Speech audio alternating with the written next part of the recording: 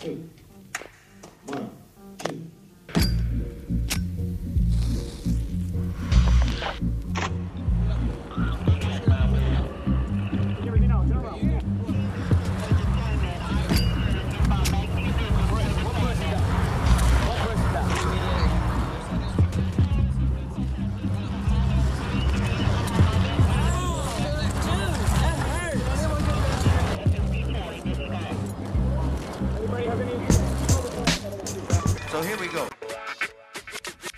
So here we go.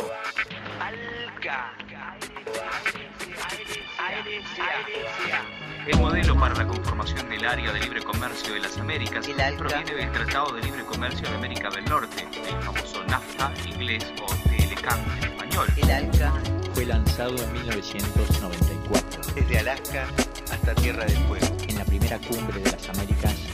Protesto contra el ALCA. No al ALCA. Resistencia contra el ALCA. Expreso rechazo al ALCA. Difundirlo y denunciarlo, buscando la brecha, haciendo lo que dé lugar en un tiempo falta. Preservar las aguas y los ríos de la lógica del lucro. No al ALCA. No a la OMC. No al imperio norteamericano. Resistencia. Interrumpir las negociaciones. Bloqueo de rutas de acceso a la ciudad. No al ALCA. No a la OMC. No al imperio norteamericano. Interrumpir las negociaciones. Bloqueo de rutas de acceso a la ciudad. El ALCA. Lo que permite es consolidar la presencia del capital transnacional en particular. I think we have a model here for the rest of the world to really emulate for the future when they have these sort of events take place. Bloqueo de rutas de acceso a la ciudad de Miami del 17 al 21 de noviembre.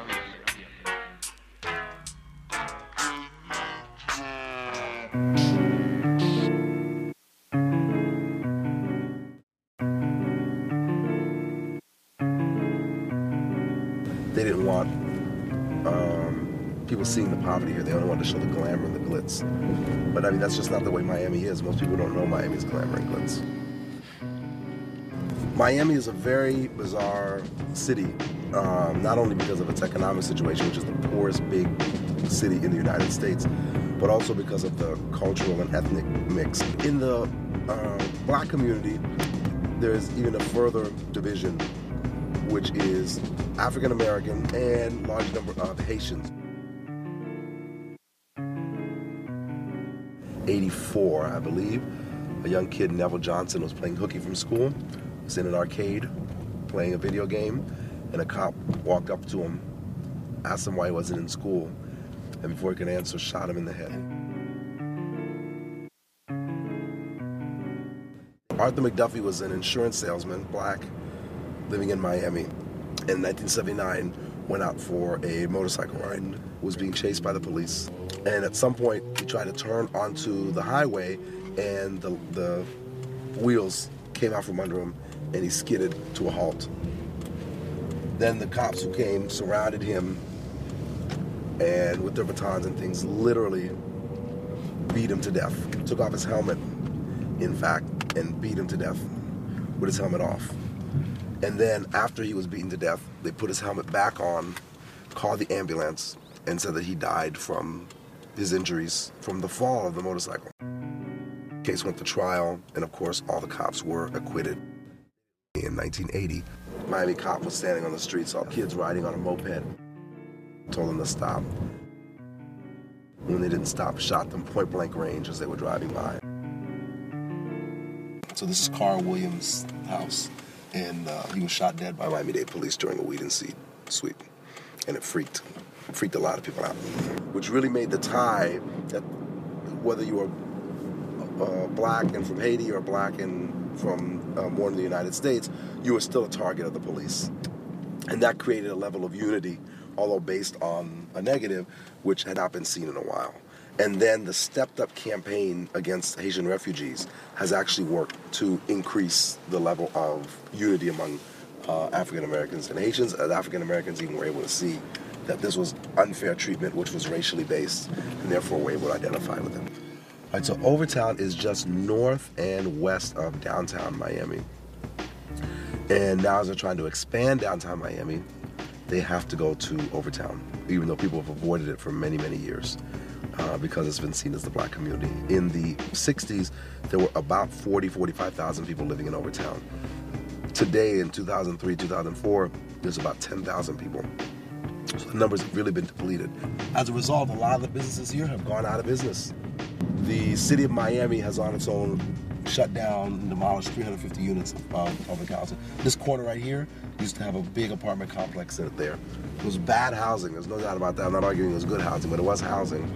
And there was approximately 50 families there. Now it's all gone, and that's been an empty lot for the past several years. Empty lots are not helping either with housing or economic development. So about 15 years ago, they built a publicly funded arena for the basketball team, Miami Heat. It was called the Miami Arena. Spent a lot of money on it, and then wrote in guarantees, a real sweetheart deal, that if for whatever reason the basketball team could not pay for the arena, the city would pick up all the costs. So 10 years later, the basketball team said, we want another stadium, even though they haven't finished paying off the first one. And because they were going to another one, that meant that the city would have to pick up, the taxpayers had to pick up the cost for every single non-payment made to the Miami Arena. And then in between the two are all these homeless people who could be using the money that's being spent on both of these arenas to have food, clothing, and shelter. It's really, really a crime. And the money is just like going over them, but it's not coming down to them. Of course, the way they convince people to get it is that they say that this is going to solve homelessness and solve the economic crisis in the communities where they're built.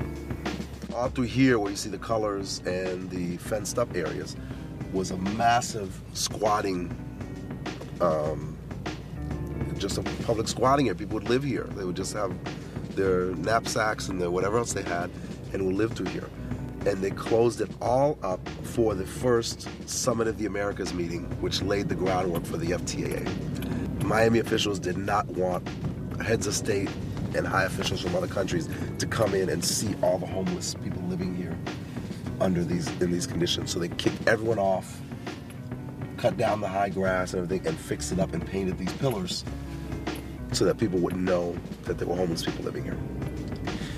And they must have dispossessed 3,000, maybe 4,000 people from the only land that they had. And that was it. That was the beginning of the FTAA. Ladies and gentlemen, the Governor of Florida and a true friend of the Americas, Jeb Bush. We welcome you to this important ministerial where the Americas Business Forum has a chance to impact policy for the next generation of time in a region of 800 million people. Florida is a place where dreams come true. And my dream for our state is that we take full advantage of our geography and the incredible 16 million people that live here who come from every nook and cranny of the world. Heck, it's more diverse than Baskin-Robbins' number of ice cream flavors that you can have. The dreams and hopes of the countries of ALCA will also benefit from tearing down barriers and recognizing at the end of the day we're all brothers and sisters. Dios los bendiga.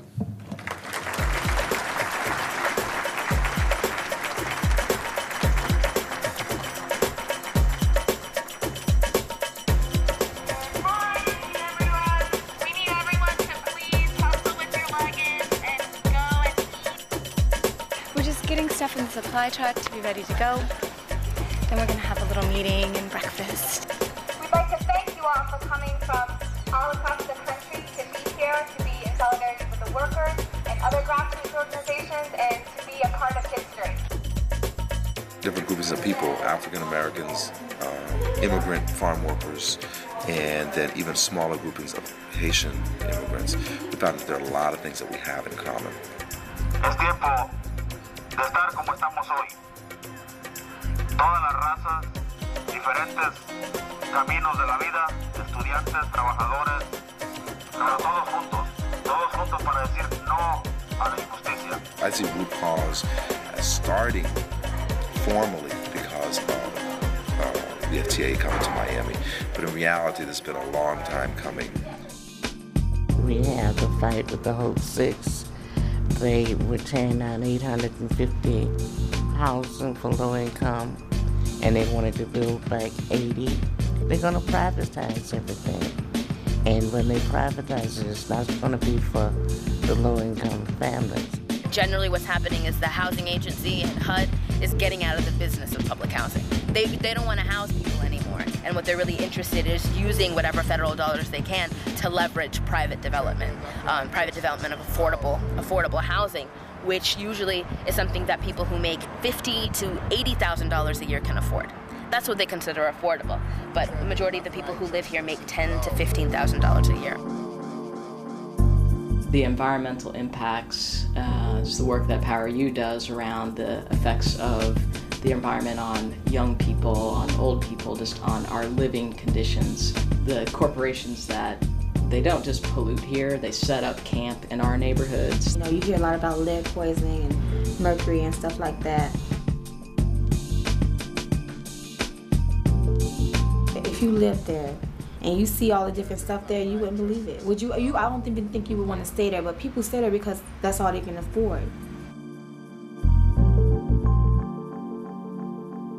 The treasures of righteousness is love.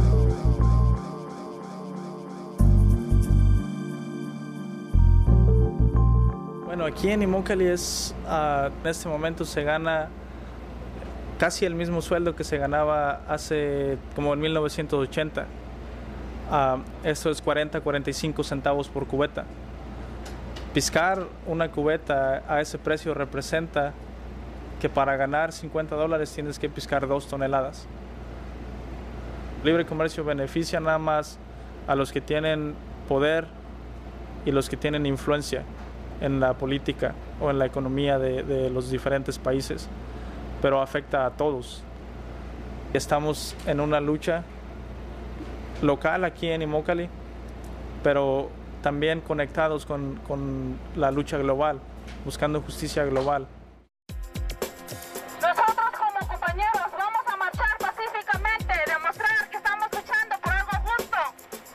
Vamos a mostrarles que queremos un tratado justo, no un tratado de libre comercio que nos va a llevar más a la pobreza, aquí en nuestro trabajo y en nuestras comunidades.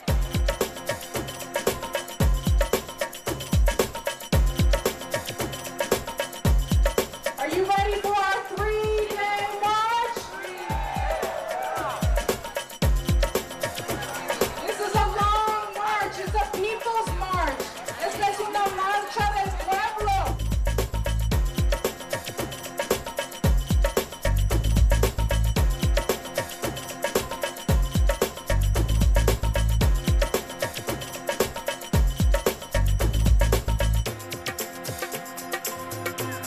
Well, our people, when we're going through actual neighborhoods, not commercial districts, we're going around and people who are standing outside gawking at all the protesters, handing out flyers and saying a few brief words about the FTAA. And that's one of the things our people do anyways. We do outreach on our issues. What do you think about what's going on? It's cool. Keep it up.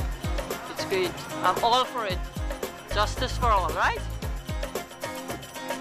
Lo significante de esta marcha es que somos las organizaciones de base de los meros trabajadores que estamos organizando esto.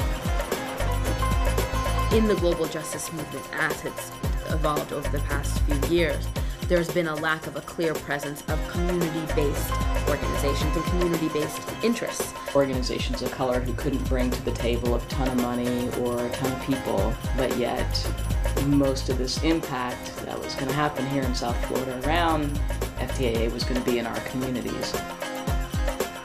If we don't raise our own voices, there just might not be anyone to raise it for us. No justice! No peace! No justice! No peace! No justice! No peace! No justice!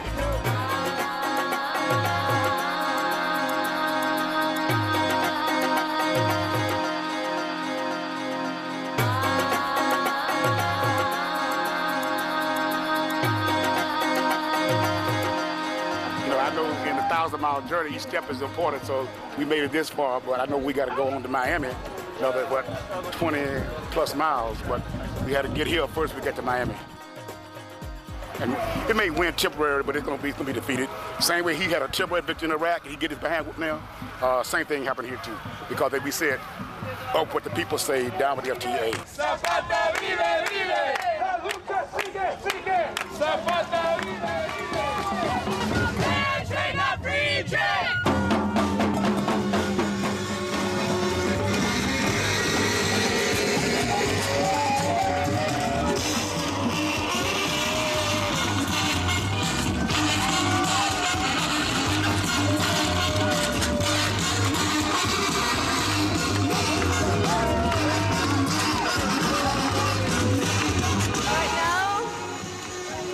I feel amazing. In different corners of the world, like people are gaining conscious and getting together to fight against this big monster, and they can't bring us down.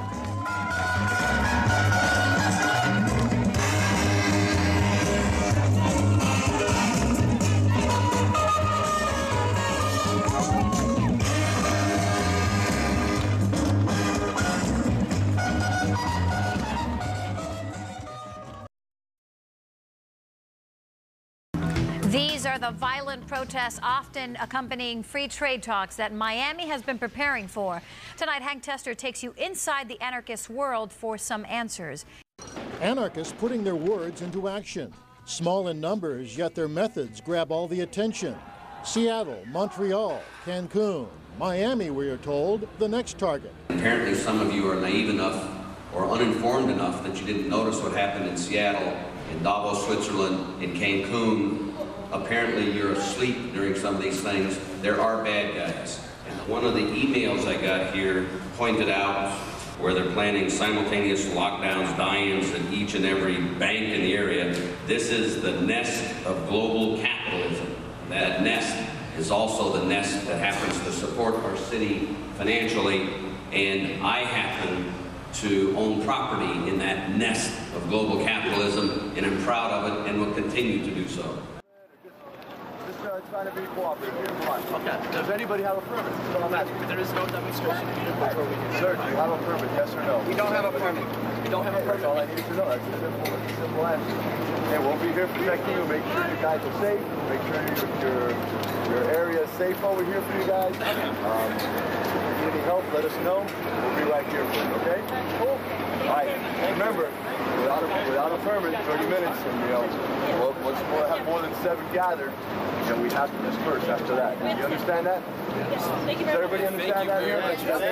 8 minutes starting now? No, it was back. I had people observing you for a while. I had 10 minutes already. You got 20 more minutes. Sir? We had, in the lead up to this, experienced a lot of harassment by police and curtailing of our ability to actually put on events such as the week of teach-ins that had been planned around mobilization. We set up an office at 217 North Miami Avenue, and starting about Tuesday, there was a massing of police outside the front doors, off and on, each day.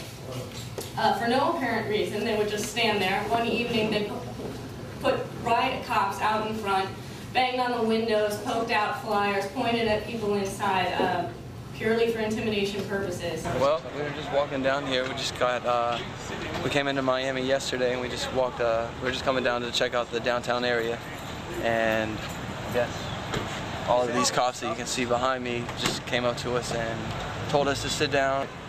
Were very aggressive in their manner. They said that there was a bomb threat and that we fit the description of the people that allegedly called in this supposed bomb threat. And then, just as quickly as they came in, they left. And I don't have any idea what happened. Although they think that they silenced us, they have not silenced us because human spirit always comes out on top.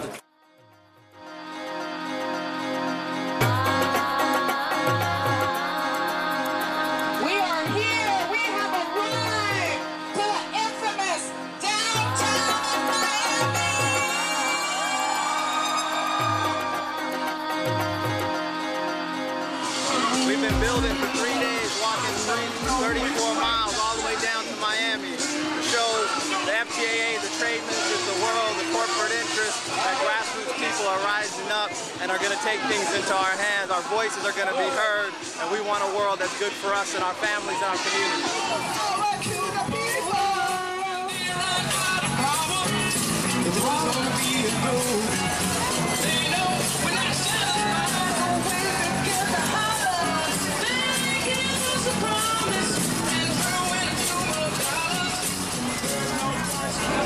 Bueno, yo creo que es una causa justa, noble y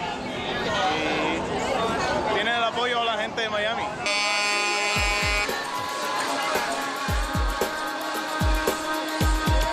We expect to do exactly what we're doing. We expect to get downtown, look straight into the Intercontinental Hotel, and look eye to eye with the tradesmen and the people that'll be there, and let them know that they can try and keep us out, but we will not be excluded.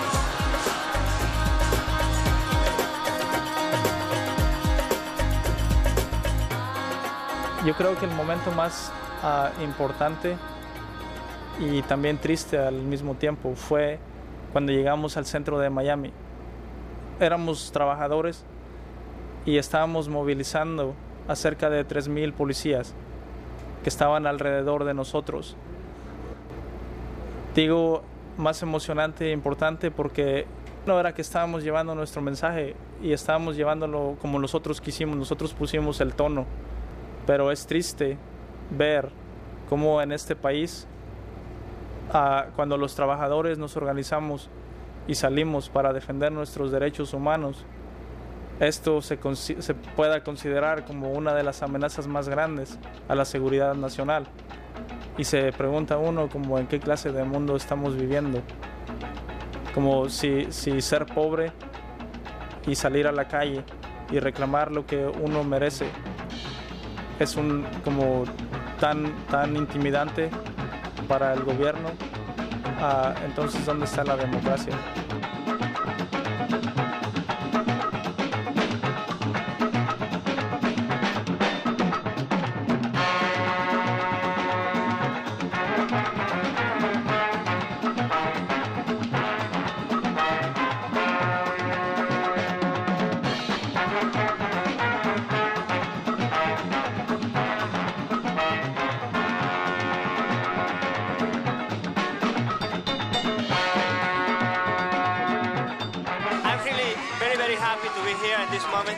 Because, you know, like we are making democracy here at this moment.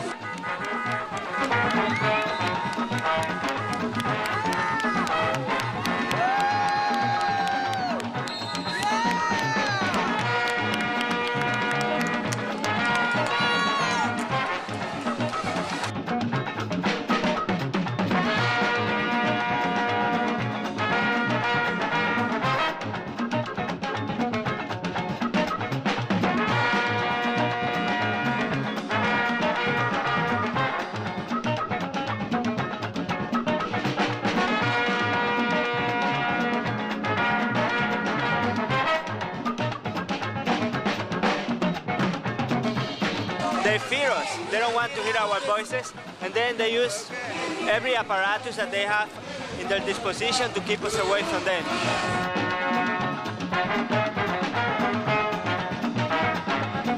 We are saying that if we work, we have to be able to live in dignity. Estoy diciendo que si uno trabaja, uno tiene que poder vivir con dignidad.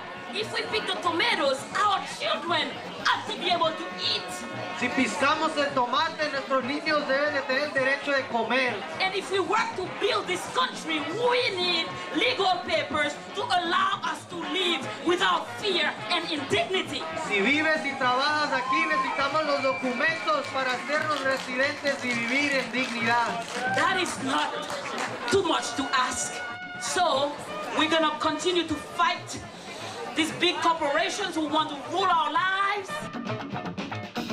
We're gonna fight together. Vamos a luchar juntos. And then we're gonna win. Y vamos a ganar. Vamos a ganar. La bataille ensemble et la gagner. Vamos a luchar juntos y vamos a ganar. Un aplauso. That is root cause, y'all.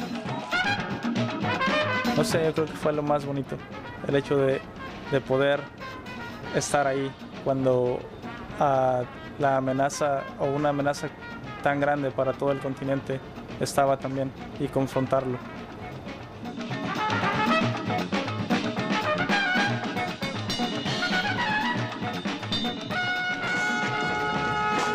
pre-carnival area of the Americas was our effort to bring a vibrant and engaging, colorful response to the effects of the FTAA.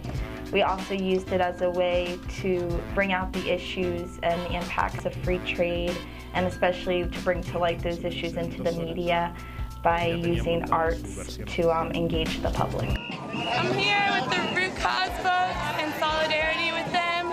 I helped provide the space, the warehouse in Lake Worth to make the puppet.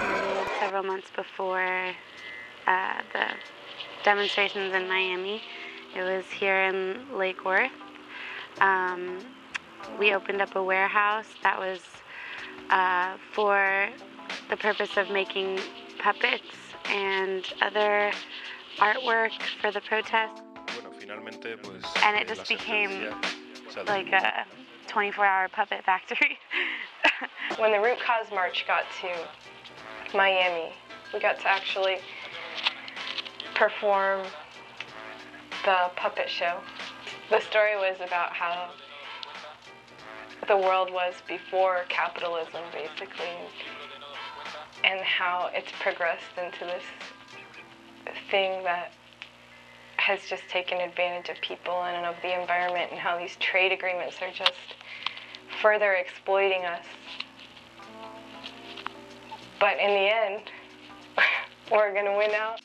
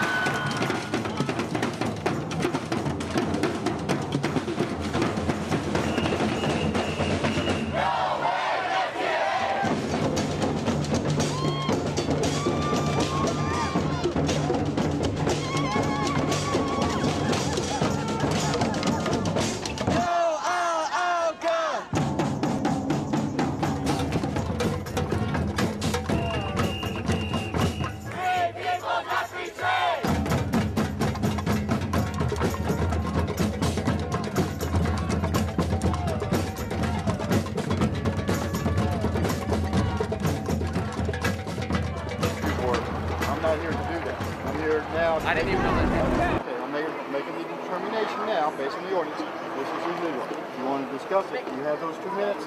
If not, I take it the way it is. I'd rather not have to do that. Now, you're telling us that it's impossible to rejoin the march.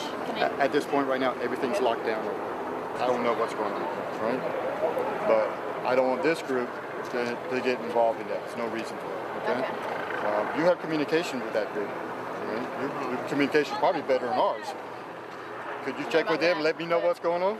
We keep getting resistance and they don't tell us why they're holding us back. They don't tell us why they're blocking us. And except to say that they don't want the government center overwhelmed. Nobody here has any weapons. Nobody here has anything that can harm anybody. Nobody here has anything but their voice and their signs. Well, we're doing the same thing we've been doing. It's kind of a frustration technique. They want to go a certain place, and we're saying, nah, we don't want you to go there. Move to your left. Move to your left. Move to your left. Move to your left. Move to your left. They told me to stay on the sidewalk. Move to your left. They're trying to set up places to hurt us, guys. Be careful. They're putting things in the way. How was that meant to hurt you? What about the police when they say prepare the tasers? I mean, I see people out here with wearing shirts. What does that mean? Well, you know, tasers is one of our non-lethal forms of deterrent weaponry. we don't feel like we're going to have to use it with this group. Naturally, if it gets to the point where violence starts to occur, we'd rather resort to tasers than nightsticks, you know, and because we don't want to hurt anybody. A taser is just something that'll stun you and say, oops, I don't think I want to mess with this cop.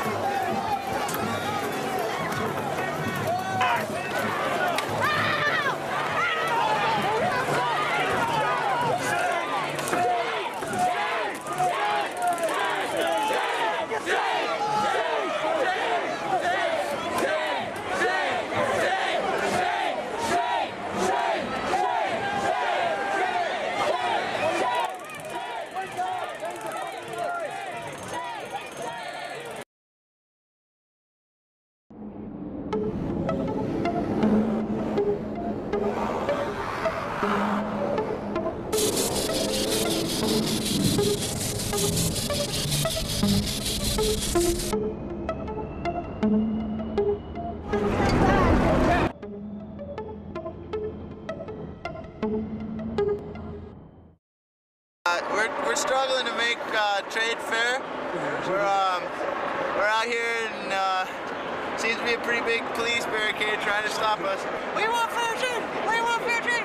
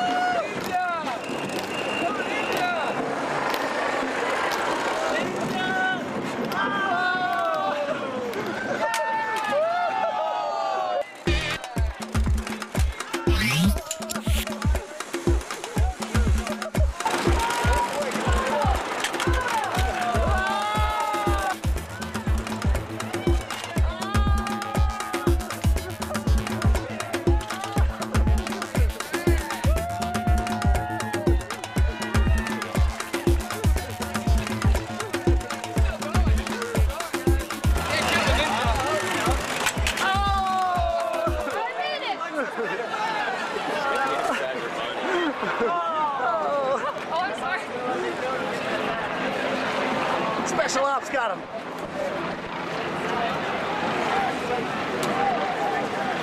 The ninja! The ninja! Set him free! The ninja! He belongs to. Okay, we'll take it. He belongs to the people. Next time it doesn't get sent back, okay? Okay, we'll try in another section. Okay. Good luck.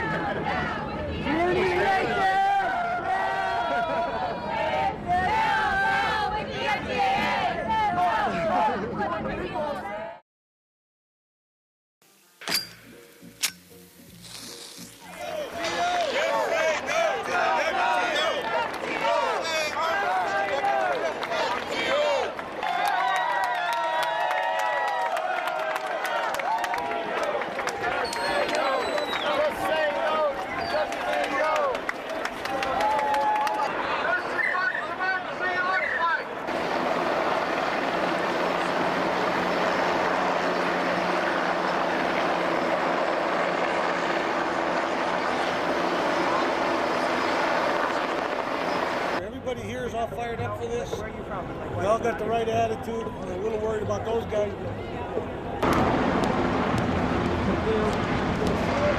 They believe there's a high probability that once their rally begins at noon, the police are going to begin their sweep of the streets to clear everybody out. That time is about 35 minutes from now. You're all welcome inside there. If you want to participate in the labor rally and march, join the AFL-CIO and other unions inside the amphitheater. Are you ready to let them know how we feel about FTAA? Are you ready to tell Bush that we don't want any FTAA? On behalf of the AFL-CIO and the Industrial Union Council and all of its affiliates, I want to thank the Alliance for Retired Americans for helping us mobilize for all of our activities here this week. And when we defeat FTAA, and we will defeat FTAA, it'll be because current workers and retired workers came together in solidarity and sent a loud, clear message to the leaders of 34 countries that are assembled here. No FTAA, not now, not next week, not next month. God bless you, brothers and sisters. Keep on fighting. Yeah.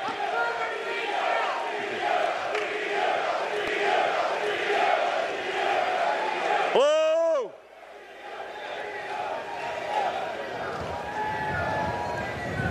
You know what I woke up to this morning? I woke up to the sound of helicopters. Let me tell you, they can stop our buses and they can try to keep our people out. They can harass us with more cops than we can ever believe. They can try to stop our people from getting in. But they sure as hell can't stop our movement for social and economic justice for the workers of the Americas.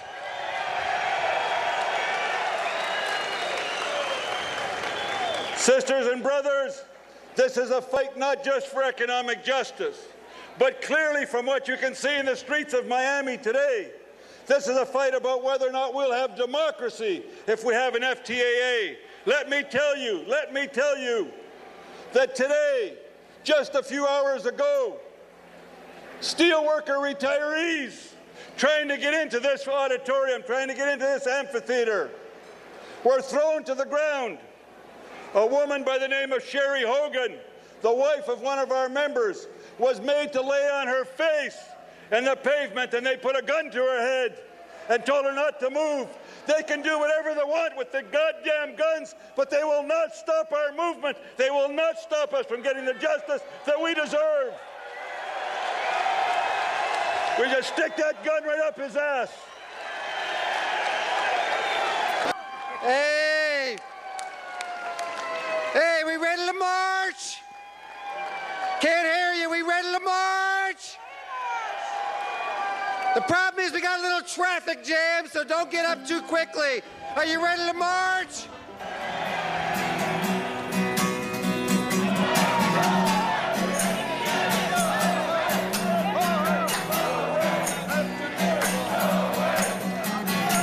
I grew up in a company town.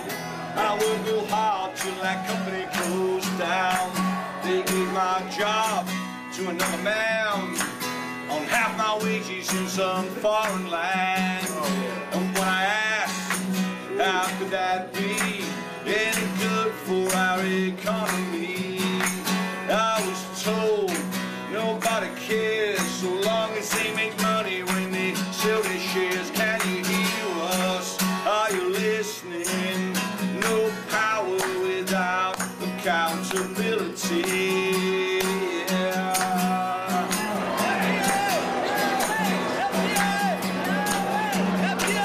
I lost my job, my car, and my house. When 10,000 miles away, some guy clicked on a mouse. He didn't know me, we never spoke. He didn't ask my opinion or canvass my votes. I guess it's true, nobody cares till those petrol bombs come spinning through the air.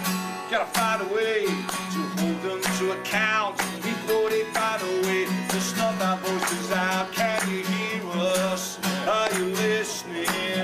No power without accountability.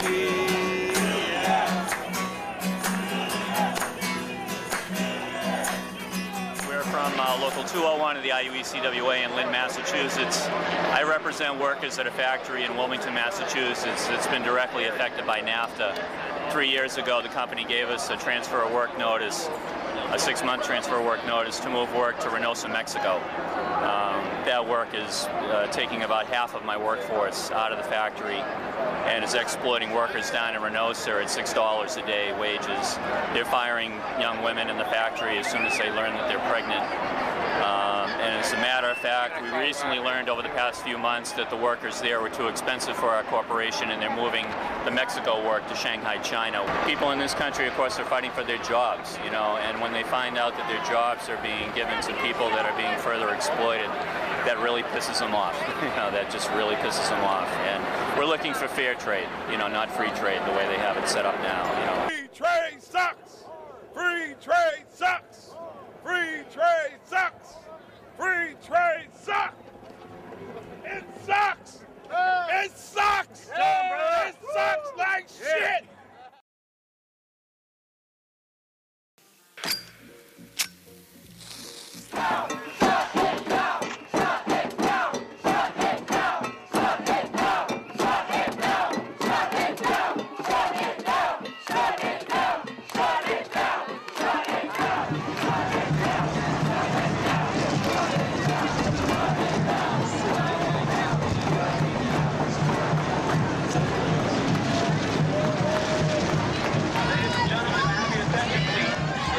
Demonstration remains peaceful, you will be allowed to demonstrate. If there's any violence, the demonstration will end immediately. Once again, as long as the demonstration is peaceful, you will be allowed to demonstrate. Once there is violence, the demonstration will end immediately.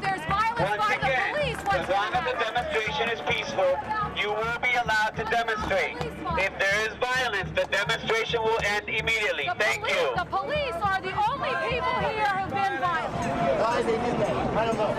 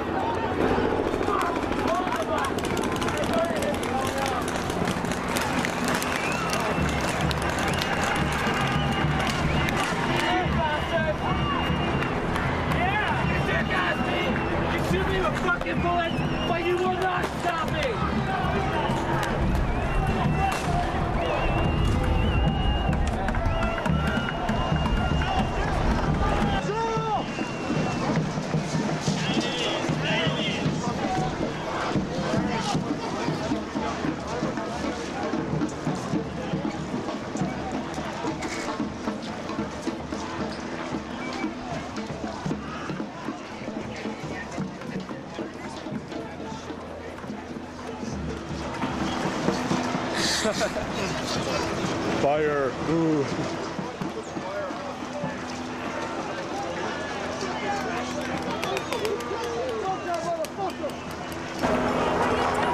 One fire. It's distorting the news.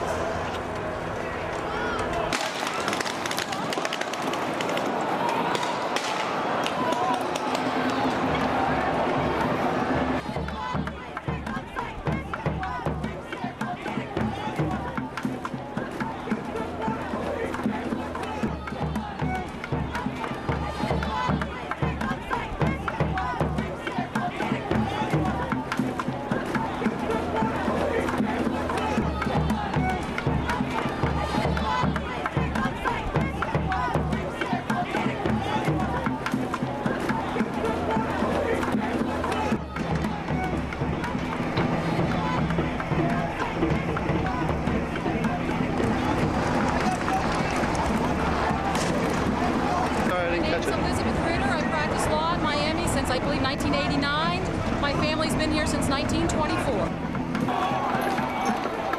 first time in my life I'm truly ashamed to be a city of Miami. Miami's seen a lot of things, riots.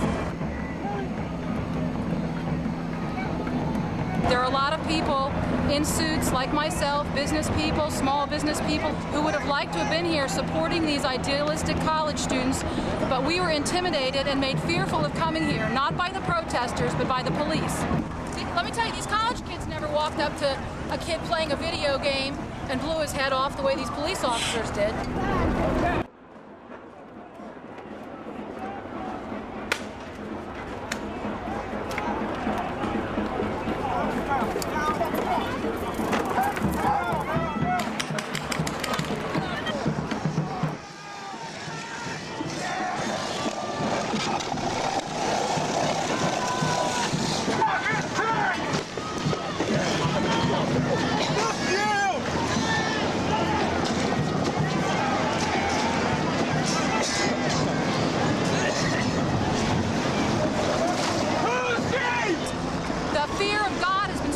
Business community in Miami that if we don't close our offices, you will be hurt.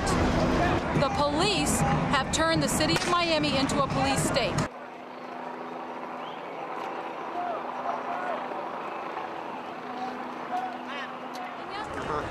Tell me if they're coming, okay? Yeah, I will. You don't have to do anything wrong. I'm watching.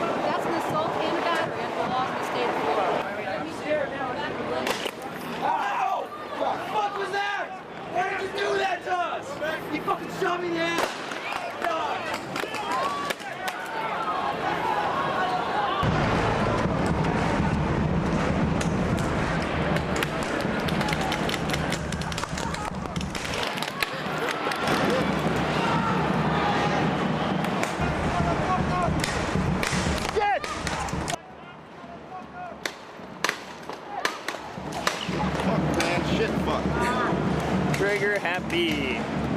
Monsters.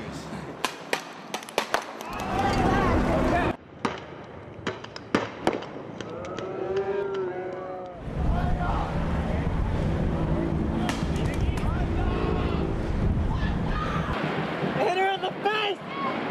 Hit her in the face!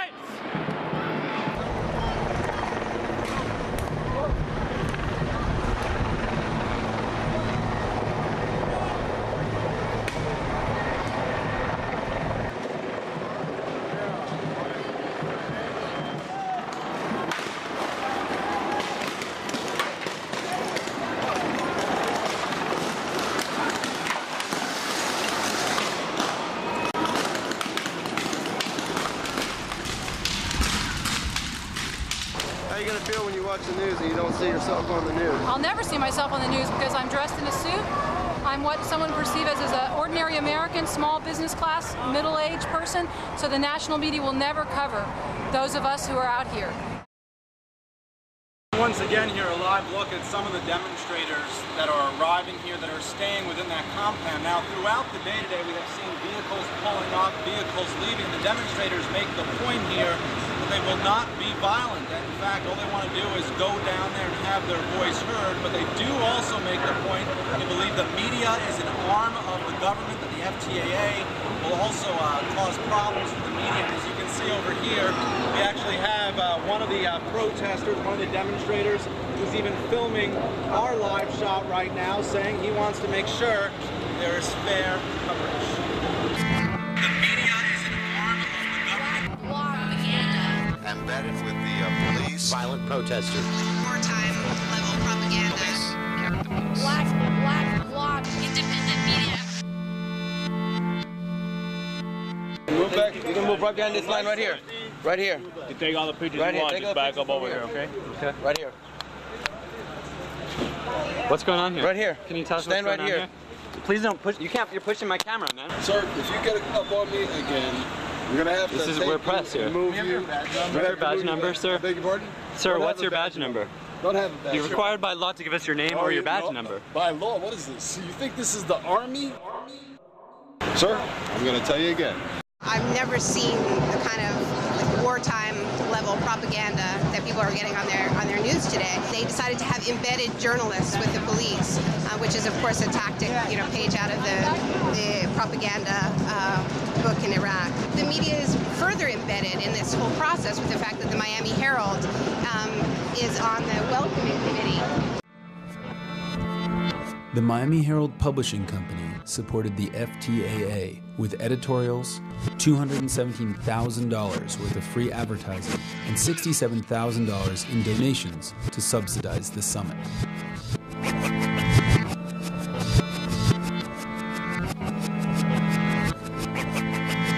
The FTAA would remove barriers to media consolidation and facilitate U.S. media companies like the Miami Herald expanding their operations across the hemisphere.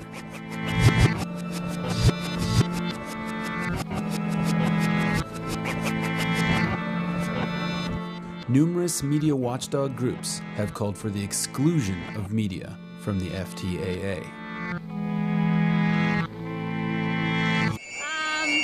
Right now, the FTAA hasn't even passed, and already we're living privatization in our media outlets in Mexico. For example, just a week ago, Fox passed this sort of bill or resolution to try and privatize the Mexican National Movies Association. So that would mean that there won't be any school for Mexicans to learn how to do cinema. Currently, the government is just looking out for business interests.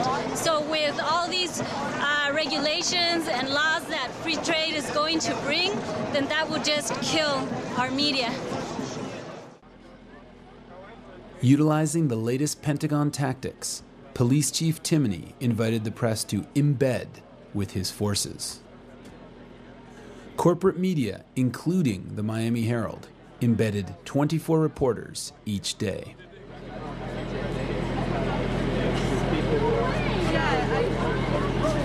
Why did you come with the police and not just because we're embedded with them. Embedded means just like it was in Iraq. You're embedded with the police, so that means that you're assigned to a patrolman or a group of patrolmen, and you ride along with them and you cover what they're doing. And are they giving you a tour of what's going on? I'm a photographer of the sunset. And where did you get the helmet? I think we had to rent it or buy a used one, because in order to ride with the police for the period of time I was assigned to, you had to have a gas mask and a helmet. And is this the first time you've worn a helmet and a gas mask? Yeah. And are you calling yourself an embedded reporter, or is that just... Yeah, I mean, that's true, so, yeah. Are the police more forthcoming with information, do you feel, like, now that you have this status? I mean, they're letting us know, what we're getting into, and, like, next 5 minutes we're doing this, next 5 minutes we're doing that. Whose idea was it, do you think? You don't know? Probably, I mean, somebody came up with it during the war, and it's been passed on. Are you guys embedded? No, we're just on the street. You're not embedded reporters? No, they would be with the police? But why do you have police gear on? So we don't get our heads caved in by police batons. What media are you guys with? NBC News. What do you guys think of what's going on today? It's pretty interesting. Interesting? It's nice to see free speech in action. Yeah. Why did you choose not to be embedded? Well, actually, I wasn't asked to be embedded. I don't have anything problem with people being embedded, but they ought to be embedded on both sides. Police made it clear that they would not guarantee the safety of unembedded reporters. Anna Noguera, a reporter from the nationally syndicated radio program Democracy Now!, was pepper sprayed and arrested.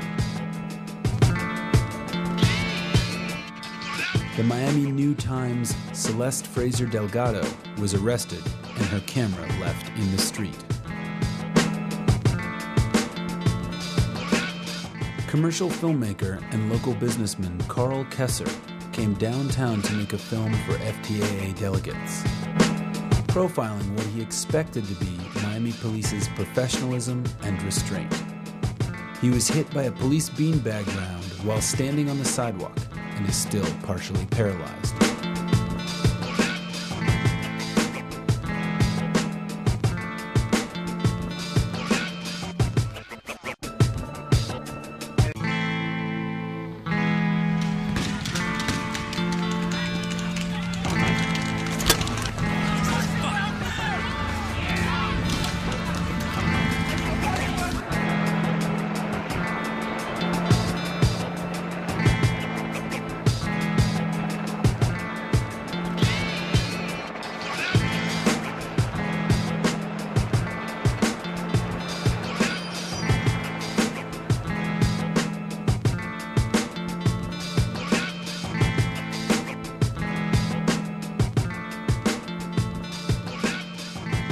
Interviewed people in the neighborhood, and a lot of people gave us an account of the police who had been in the neighborhood earlier through the day that had encouraged people to rob kids as they came through. When we got to First Ave, some guy jumped out from around the corner. He had a friend with him, and he pulled a knife on my camera operator, and then his friend grabbed the tripod. They dragged the camera down the street. They told us to rob y'all. Police told us to beat their ass, rob them. Whatever y'all take from them to do, but we said no. Why should we rob the police? Man said, look at all the cameras. The car came with the boot camp like shit with all the gear on and shit. They came and they say the person with the blue hats on or whatever, they're the ones with the money to bond you guys out. So just rob them and take the money and shit. I'm like, rob them and take the money, we ain't going to jail?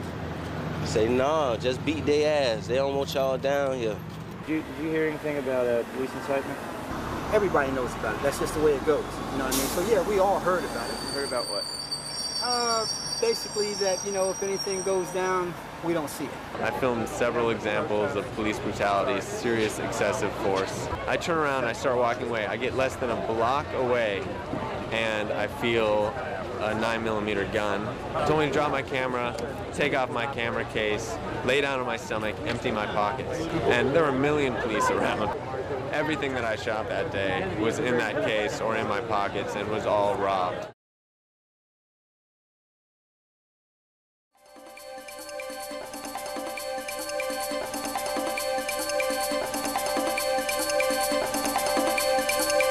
We're on top of the situation. We have our reporters in downtown Miami, embedded with the police. It was this, the show of force that quickly put an end to any problems. You want proof? Here's video Thursday night. Suspected anarchist after suspected anarchist headed to jail. They went to great lengths to try to disrupt things, but police kept the peace. Black bloc anarchists were the ones who got out of hand. You need a general who is in charge of the troops. But you actually got hit here, right? Yeah, I got hurt. Hit everywhere while they were throwing rocks at us. Show me where you got hit. Right here. And this was by a rock? A piece of cinder. Police show us what they had to put up with. Rioters with gas masks, bolts, slingshots, manuals detailing their plans. That lady there, I'm sure she has a lot to say about the FTAA, and unfortunately from up here we can't hear what she's saying. Look at this image. The sea of officers in riot gear time and time again. A wall with no fear. A wall that kept the streets safe, even in the face of sometimes violent protesters. Even this officer standing with a shield full of paint, they stood strong to maintain the safety. The trouble began around 9. CBS 4 News was the only station with live pictures when the scuffles broke out and the fists began flying. A massive show of police force in full riot gear used batons to hold back violent protesters. Violent protesters. Violent protesters. From your vantage point, what's going on? Well, from my vantage point, everything is perfectly clear, courtesy of the police. As the trade ministers were preparing for their meetings this morning at the Intercontinental Hotel, few of them knew or even cared about what was happening in the streets. They've seen it all before.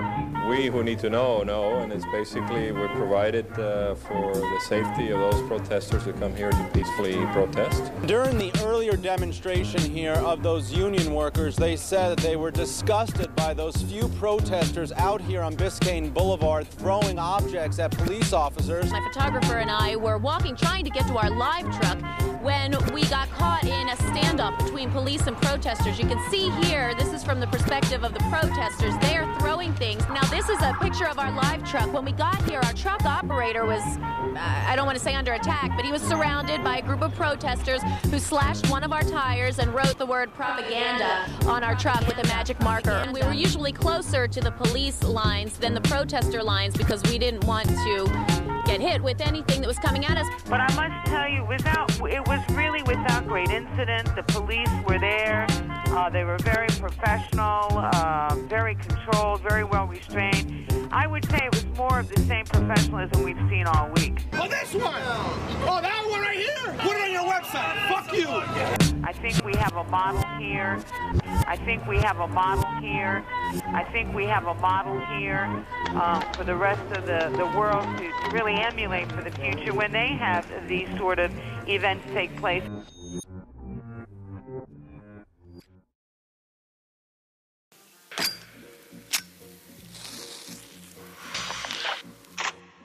This is not over, not for the people who were protesting in the streets, and not for the city of Miami. Because of the excessive use of force, and because of an almost unprecedented violation of people's right to free speech, free assembly, and freedom from illegal search and seizure, this level of violence scars a city, makes its people afraid of expressing themselves, and will more than likely end up in civil lawsuits against the city and the county. Police Chief Timoney has it out for people who disagree with the government. We've already gotten reports of a lot of people who've come out of jail with their charges dropped after their bond hearing, which also goes to show that they were arrested in the first place on an absolutely baseless charge, mostly having to just suffer through violence and harassment and being last night all in jail. Let us be clear. The neoliberalist policies like the FTAA cannot exist without this kind of military police buildup. They trample workers' rights. They trample the environment. They trample communities of color. They trample each and every one of us. They cannot exist without this police state. Let them go! Let them go! Let them go! Let them go! Let them go! Let them go! Let them go! Let them go! Let them go! Let them go! Take off that stupid gear. There ain't no riot here. Take off that stupid gear. There ain't no riot here. Take off that stupid gear. There ain't no riot here. Take off that stupid gear. There ain't no riot here. Take off that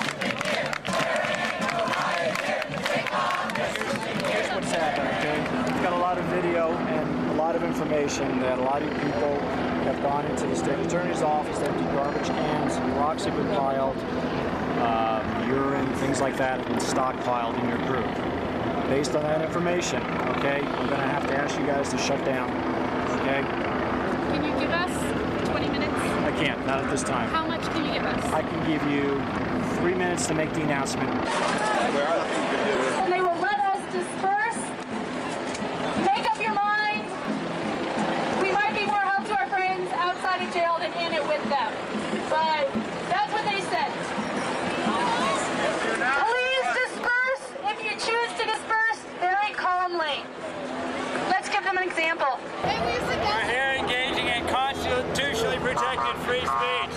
We have 150 friends in jail for free speech, and we're unwilling at this point to back down. And we believe the Miami police are breaking our laws if they arrest us. Media, please move back. We're going to make an arrest. We're asking you to please move east. Give us about 20 feet, please. Media, please move to the east. To the east. Back up, Jerry. Back up. Back up. Back.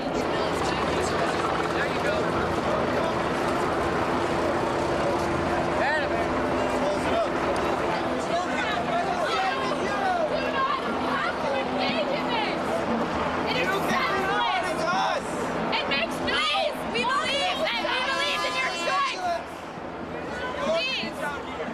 We were walking backwards, facing the riot cops with peace signs up, chanting, "Put your weapons down." Put your weapons down! Put your weapons down!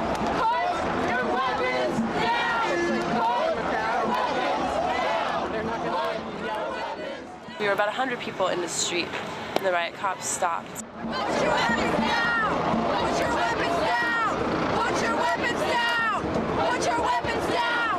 Put your weapons down! Put your weapons down! Put your weapons down! Put your weapons down! Put your weapons down! They gave us an order to disperse again, and they told us that we had 2 minutes to get out of the street. And those were the words that they used. Put your weapons down! Put your weapons down! From the Miami-Dade Police Department, under Florida State statute, I hereby declare this an unlawful assembly. If you do not leave, you will be arrested. Chapter 870.04 states anyone remaining at an unlawful assembly will be arrested. So everyone says, well, what do you do when you get out of the street? You go onto the sidewalk, right? So 100 people step onto the sidewalk. And in less than 1 minute of those 2 minutes that we had to disperse, the line of riot cops that had been crossing the street turned and curled around about 40 of the 100 people.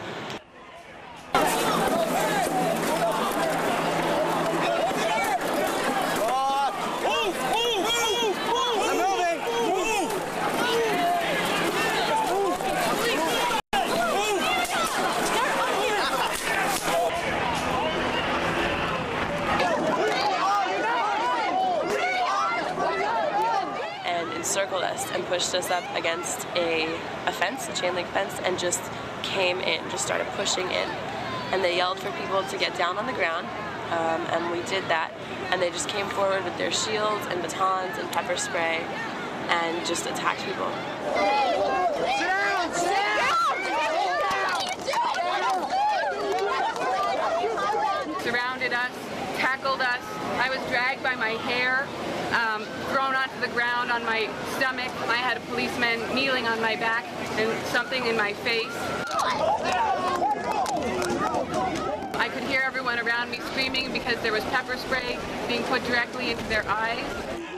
I got down on the ground and covered my head with my arms. This police officer pulled my arms off my head, had a pepper spray canister, rested it up against my face, and sprayed it directly in my eyes.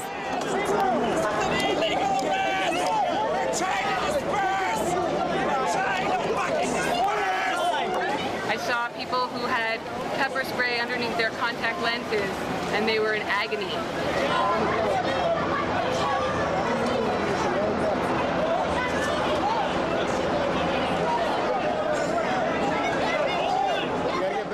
I was pepper sprayed, I was hit by a rubber bullet, and I was put in the back of a paddy wagon.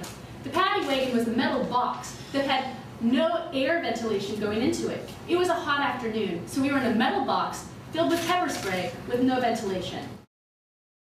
So we get to the processing center and we were taken out of the paddy wagon one at a time. They take me out and they're changing my cuffs that were too tight. They cut off my cuffs and they're going to put new ones on, and 6 officers are holding me down, bent over with my head down. By that point, I had been attacked twice and I was really, really severely upset and hyperventilating. They thought it was because of the pepper spray, so they took me to the decontamination area where they washed me off in a shower and then took me inside of a tent where 4 male officers in hazardous materials suits, full white suits with gas masks on, 4 male officers surrounded me, and while I was hyperventilating, coughing, doubled over, couldn't breathe, and couldn't stand on an injured ankle, cut my clothing off with scissors, cut both of my shirts off. I look down, I'm not wearing a shirt anymore. I have no idea what happened. I can't breathe. Included in the arrestees were members of the press who had been standing there, and they were labeled and identified as press members. They were arrested and taken away. It's an abomination, I think, what's happening here, and it's completely illegitimate. 4 years have passed since the victory won in the streets of Seattle. 2, 1, 2.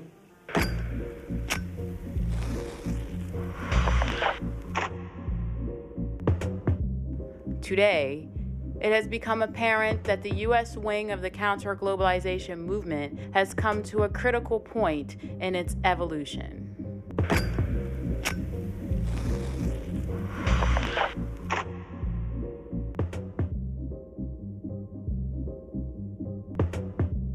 Those who converged in Miami were witnesses to the new overarching presence of the police state, designed to crush activists dedicated to change. $8.5 million from the $87 billion allotted for an imperialist war was used to nurture the domestic police state in the name of Homeland Security.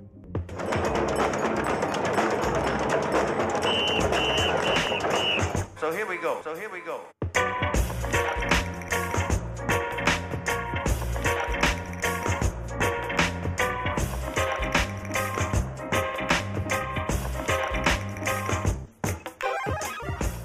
To many of us who have never been exposed to this level of state repression, the sense of disbelief and powerlessness is overwhelming. This scarring experience has triggered a variety of reactions from the activist community.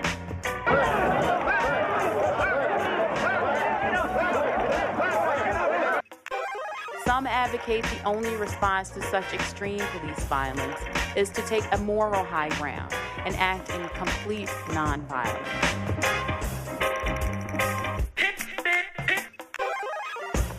That this can be the only form of civil disobedience with the potential to win in the streets and in the media by creating a poignant visual representation of state violence. To which police officials reply over and over they'd rather display the force than use it. To others, Miami has shown that self-defense and fighting back is less a personal choice and more of a necessity. Corporate media will not broadcast its own demise. For many, the immediate threat posed to the earth requires unprecedented urgency.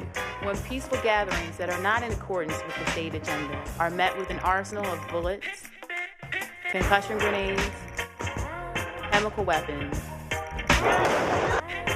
and thousands of volts injected into one's body,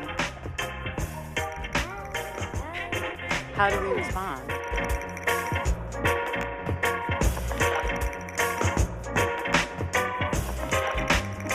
Unconditional promises of nonviolence can be disempowering and defy the natural reflex for self-defense. Similarly, calls for engaging the police at any opportunity without a clear assessment of the conditions can be dangerous to activists willing to partake in direct action.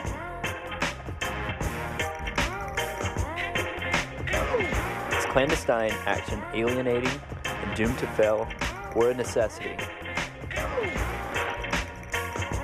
How do we advance in the face of such dilemmas?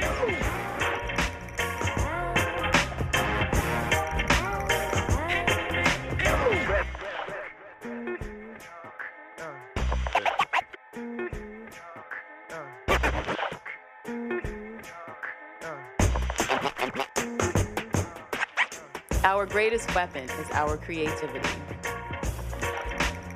It is worth more than the limiting choice between laying down in the streets and initiating a battle we cannot win.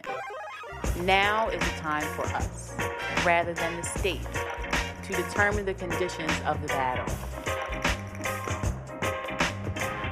Our revolution might explode in the streets, but will die out fast if the fuel for the fire is not present deep within the cracks of capitalism.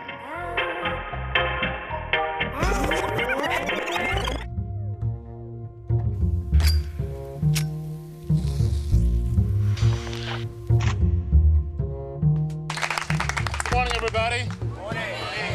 We have not had this many white folks in Overtown since the Klan rode through in 31.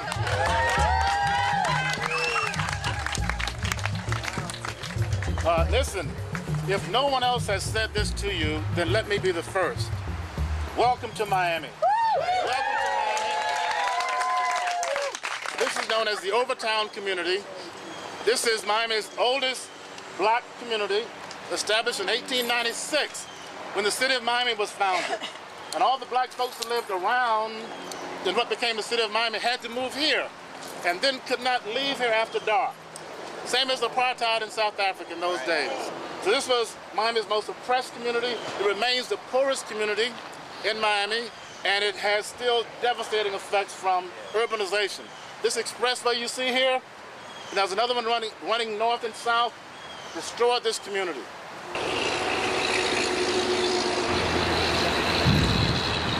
Well, this is I-395.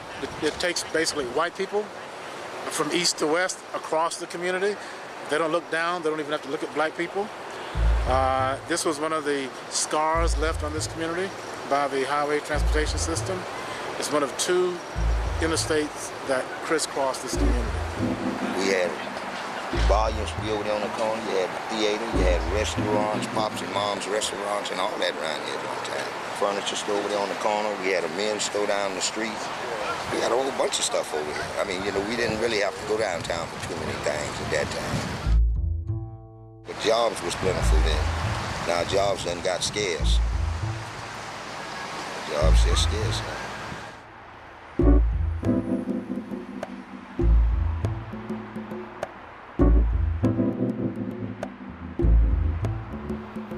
You can look around in Miami and the city of Overtown, you see a lot of poverty. I went looking for a job at this place, you know, and minimum wage is $5.15 an hour or $5.25, whatever it is. And this place is paying $5 an hour, you know. They ain't got no jobs, you know. And when you do get a job, you know, they don't want to pay you what you're supposed to get paid. One of the biggest problems here in Overtown, Miami, is the drugs. You know, just like I say, if they want to put a cap on the drugs, they got to stop it, because it's like the people that's coming from different places are coming over here getting the drugs. You follow what I'm saying? And it's the poorest part of the city. And that don't make no sense. You think that if you really want to get drugs, go to Miami Beach or go to Broward or somewhere. But why over in Overtown, Miami, where all the people suffering already? I was one of those who had the welfare taken away 3 years ago. $198 a month wasn't enough for 3 people to take care of 2 kids and bills. I mean, it's sad. I mean, I went to get help. The crime rate is so high. I lost my job and I went to get help to get food stamps. They don't want to give it to me because I didn't have no kids. And I told them, well, I am hungry. They told me, well, we can't help you. Oh, I'm sorry, I can't do this. The middle class people, I can't help you. Old Cubans, we can't help you no more. I'm so sorry with this. I'm sorry for letting you down. And a lot of guys, you can't even blame it on the drug dealer, because some of those guys feel like they can't even get a job. So the best thing that they look at, I can sell drugs. I hear stories all the time about how good Overtown was, and you used to be so proud to be in Overtown. Now, you'll hear everybody say town is for life. I say it too, because I was born and raised, and I believe, you know, that we can get better. I used to go to Dorsey Park, and we used to throw like rocks and stuff in the water back there. We just thought it was a dirty lake. Turns out it was Rinker's runoff water. See it where you have to like get on your tiptoes or something, like it's right down that way. You can see the lake. You can see it, the creek or lake, whatever it was. You can see it. We used to always just throw stuff in it, you know? Tarmac and Rinker, which are the operators of these two cement plants over here, both have interests or potential interests in South America. And in preparation for the FTAA protests, we did research into the companies and found that they were very pro-FTAA and are hoping that these agreements are going to come to be so that they can increase their interests. They want to open up the ports, they want to open up their transportation ways, they want to get public dollars to do that business, they want access to mining down there. In addition, TICO, which is also right across the street, they are actually one of the interests building the natural gas pipeline that just pretty much caused the revolution in Bolivia. So it's very interesting to see how, here they are in Overtown, dumping on the community and making people sick. And then at the same time, they're doing the same thing in South America. And it really ties in when people here say, why do we care about the FTAA? This is why we care.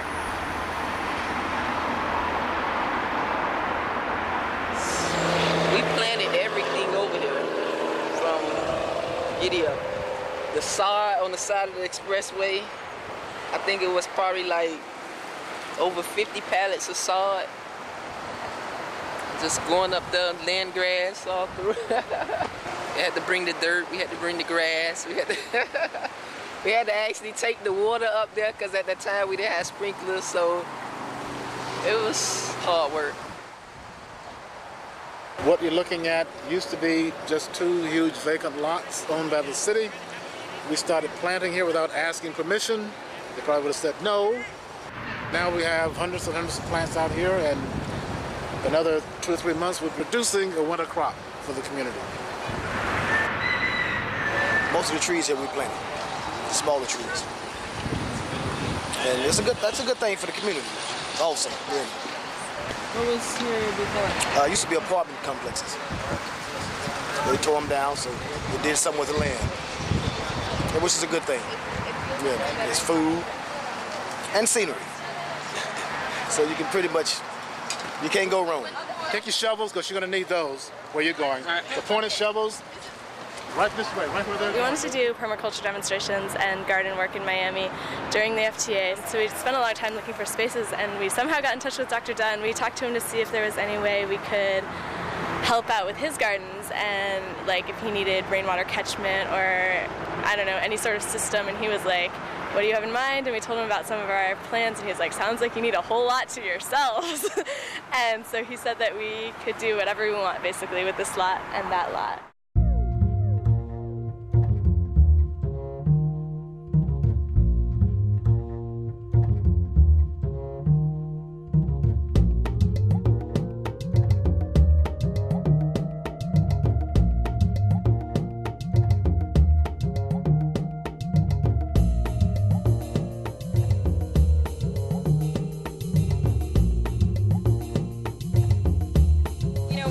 When we create gardens and we plant trees, we immediately start building a barrier to their pollution.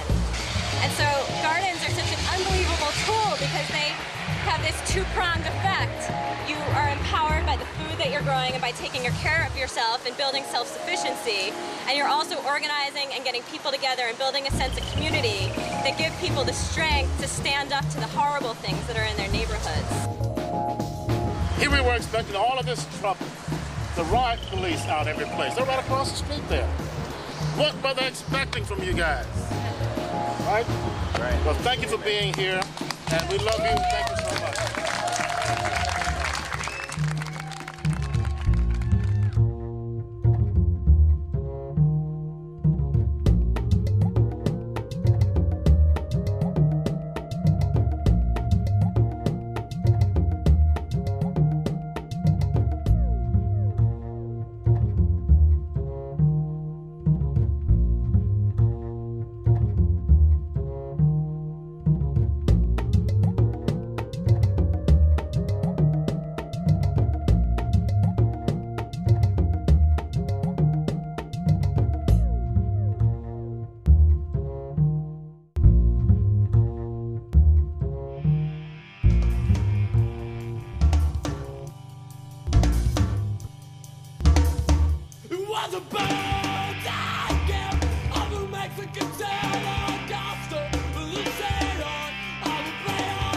To want to say to America right now? What's that? What do you want to say to America right now? Fuck this shit. What the fuck is this bullshit? Have you ever seen anything like this before? Absolutely not. Not in my fucking city. This is fucking ridiculous. $8 million it cost them to fucking be out here. $8 million. Where could that money have gone? Something way better than this, that's for fucking sure.